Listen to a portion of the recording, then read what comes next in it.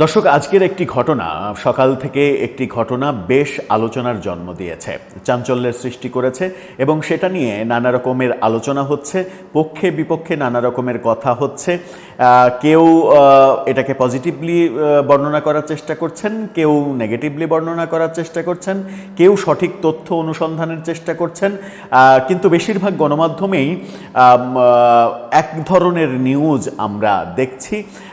দুই একটি গণমাধ্যম ছাড়া, যেমন আমি যদি বাংলা ট্রিবিউনের কথা বলি, তারা মূল খবরটা সামনে নিয়ে আসার চেষ্টা করেছে, কিন্তু যেটা প্রচার হয়েছে সেই খবরটা কি, সেই খবরটা আমরা জেনেছি এবং ব্যাপকভাবে সামাজিক যোগাযোগ মাধ্যমে আলোচনা হচ্ছে যে ঢাকা বিশ্ববিদ্যালয়ের ডাকসু নির্বাচনে বিজয়ী শিবিরের সদস্যরা তারা রায়েরবাজার বধ্যভূমিতে গিয়েছিলেন এবং রায়েরবাজার বধ্যভূমিতে ৭১-এর শহীদ বুদ্ধিজীবীদের যে শহীদদের যে মানে গণকবর রায়েরবাজার বুদ্ধিজীবীতে, সেখানে গিয়ে শহীদদের প্রতি শ্রদ্ধা জানিয়েছেন। এই খবরে ব্যাপক চাঞ্চল্যের সৃষ্টি হয়েছে এবং অনেকে সামাজিক যোগাযোগ মাধ্যমে এরকম লেখালেখিও করছেন যে ইতিহাস কখনো মরে না, বীরেরা শহীদেরা কখনো মৃত হয় না, শহীদদের সম্মান কখনো নষ্ট হয় না, ইতিহাসে কোনো না কোনো দিন সকলেই একদিন এই শহীদদের মর্যাদা বুঝতে পারে। এরকম লেখালেখি যেমন হচ্ছে, তেমনি আবার নেগেটিভ লেখালেখিও হচ্ছে যে এটা লোক দেখানো, এটা একটা কৌশল। যেমন কৌশল জামাত এই মুহূর্তে রাজনৈতিক কৌশল নিয়েছে, তাদের দলে হিন্দু সদস্য ঢোকাচ্ছে, তাদের দলে অন্য ধর্মের সদস্য ঢোকাচ্ছে, কিন্তু দলের নাম জামাত ইসলামী, দলের নামই যেহেতু ইসলামকে কেন্দ্র করে, সেখানে হিন্দু সদস্য কিংবা বৌদ্ধ সদস্য, যেটা আমরা ডাকসু নির্বাচনেও দেখেছি, একজন চাকমাকে তারা ক্যান্ডিডেট করেছে এবং সেই চাকমা সদস্য কিন্তু বিজয়ী হয়েছেন। তার মানে রাজনীতির খাতিরে তারা অনেক ভালো ভালো কৌশল নিচ্ছে, যে কৌশলটা তাদের দলীয় যে মূল নীতি, সেই নীতির সঙ্গে মানানসই কিংবা সেই নীতির সঙ্গে সরাসরি সাংঘর্ষিক হলেও তারা সেই নীতি নিচ্ছে। মানুষের মনোরঞ্জন করা, মানুষকে পজিটিভ সিগন্যাল দেয়া, এরকম একটা কৌশল তাদের আছে, যেটা ডাকসু নির্বাচনেও দেখছি। এবং রায়েরবাজার বধ্যভূমিতে আজকে যে ঘটনাটা ঘটলো, সেটা নিয়ে এই কারণেই চাঞ্চল্যের সৃষ্টি হয়েছে। কিন্তু প্রকৃত তথ্যটা কি, প্রকৃত সত্যটা কি, একটু বুঝে ওঠার চেষ্টা করব আমরা এই ভিডিওতে। থাকবেন পলিটিক্স টিভির নিয়মিত আয়োজনে।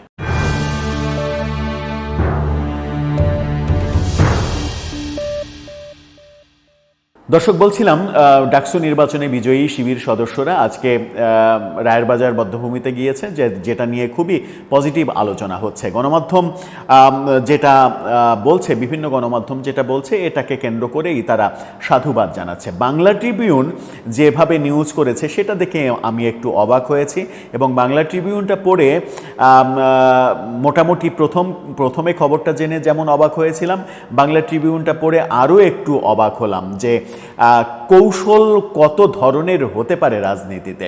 বাংলা ট্রিবিউন বলছে, জুলাই শহীদদের আকাঙ্ক্ষা লালন করাই আমাদের উদ্দেশ্য, সাদিক কায়েম। কিন্তু রায়েরবাজার বধ্যভূমিতে গিয়ে জুলাই শহীদদের কোথায় পেলেন? জুলাই ওখানে তো ৭১-এর মুক্তিযুদ্ধের শহীদ বুদ্ধিজীবীরা, সেখানে তাদেরকে গণকবর দেওয়া হয়েছিল, সেটাই আমরা জানি এবং সেই স্মৃতির উদ্দেশ্যেই রায়েরবাজার স্মৃতিসৌধ তৈরি করা হয়েছে। কিন্তু সেখানে গিয়ে তিনি জুলাই শহীদদের কোথায় পেলেন? খবরের বিস্তারিততে যেটা জানা গেল সেটা একটু অন্যরকম। খবরের বিস্তারিততে আমরা যাই, সেখানে যেটা বলা হচ্ছে সেটা হচ্ছে যে ঢাকা বিশ্ববিদ্যালয়ের কেন্দ্রীয় ছাত্র সংসদ ডাকসু নির্বাচনে ছাত্র শিবির সমর্থিত ঐক্যবদ্ধ শিক্ষার্থী জোটের বিজয়ীরা রায়েরবাজার বুদ্ধিজীবী কবরস্থানে সমাহিত জুলাই শহীদদের কবর জিয়ারত করেছেন। অর্থাৎ রায়েরবাজার বুদ্ধিজীবী কবরস্থানে জুলাইয়ের হত্যাকাণ্ডের শিকার অনেককে সেখানে সমাধিস্থ করা হয়েছে, এরকম খবরটা আমরা আগে শুনেছিলাম। এখন ব্যাপারটা মোটামুটি স্টাবলিশড হয়ে গেল যে সেখানে জুলাইয়ে যারা হত্যাকাণ্ডের শিকার হয়েছে তাদেরকেও সমাহিত করা হয়েছে এবং সেই কবরে তারা মূলত শ্রদ্ধা জানাতে গিয়েছিল, জুলাই শহীদদের শ্রদ্ধা জানাতে গিয়েছিলেন। আজ সকাল ৯টার দিকে ডাকসুর নবনির্বাচিত ভিপি সাদিক কায়েমের নেতৃত্বে সাধারণ সম্পাদক ফরহাদ, সহ সাধারণ সম্পাদক মহিউদ্দিন খান সহ অন্যরা উপস্থিত ছিলেন। এ সময় সাদিক কায়েম বলেন, শহীদেরা আমাদের প্রেরণার বাতিঘর। আমরা যখন হতাশ হয়ে পড়েছিলাম, শহীদেরা আমাদের পথ দেখিয়েছেন। শহীদদের আমানত যেন আমরা রক্ষা করতে পারি। বৈষম্যহীন বাংলাদেশ বিনির্মাণে তাদের যে আকাঙ্ক্ষা, সেটি পুনরুজ্জীবিত করার জন্য আমরা আজ শহীদদের কবর জিয়ারত করতে এসেছি। অর্থাৎ জুলাই শহীদদের কবর জিয়ারত যেটা ওখানে দেয়া হয়েছে নতুন করে, সেই কবর জিয়ারত করতে গিয়েছিলেন মূলত তিনি। ডাকসু ভিপি আরও বলেন, শহীদদের আকাঙ্ক্ষা লালন করাই আমাদের উদ্দেশ্য। জুলাই অভ্যুত্থানে আমাদের যে 2000 ভাই বোন শহীদ হয়েছেন, তাদের প্রত্যেকের পরিবার আমাদের পরিবার। তাদের প্রত্যাশা পূরণ করাই আমাদের প্রধান কাজ। আমরা সবার কাছে আমাদের উপর অর্পিত আমানত রক্ষা করার জন্য দোয়া চাই। সাদিক কায়েম 2000-এর কথা বলছেন, কিন্তু এখন পর্যন্ত সরকার 840 জনের মতো শহীদের লিস্ট দিতে পেরেছে।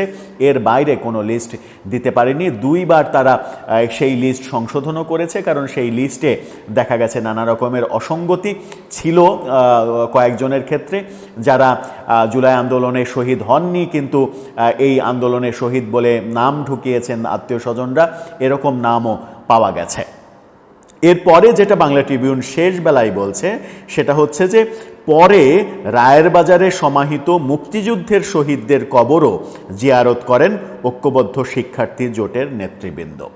তার মানে তাদের সেখানে যাওয়ার মূল উদ্দেশ্যটা ছিল জুলাই শহীদদের কবর জিয়ারত করা।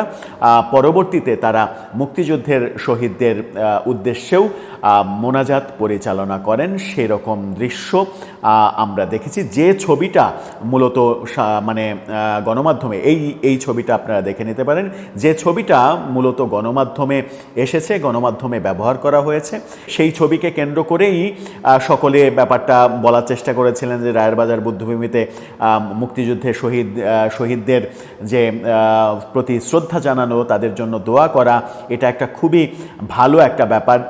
কিন্তু তারা যে মূলত জুলাই শহীদদের কবর জিয়ারত করতে গিয়েছিলেন, পরবর্তীতে সেখানে গিয়ে যদি 71-এর শহীদদের শ্রদ্ধা না জানানো যায়, সেটা রাজনৈতিকভাবে চরম বিতর্কের মুখে পড়তে হতে পারে। সেই কারণেই হয়তো তারা 71-এর শহীদদের জন্য দোয়া করেছেন, যেটাও রাজনৈতিক একটা কৌশল, এবং এটা একটা ভালো কৌশল। এটা খারাপ কৌশল না, এটা ভালো কৌশল।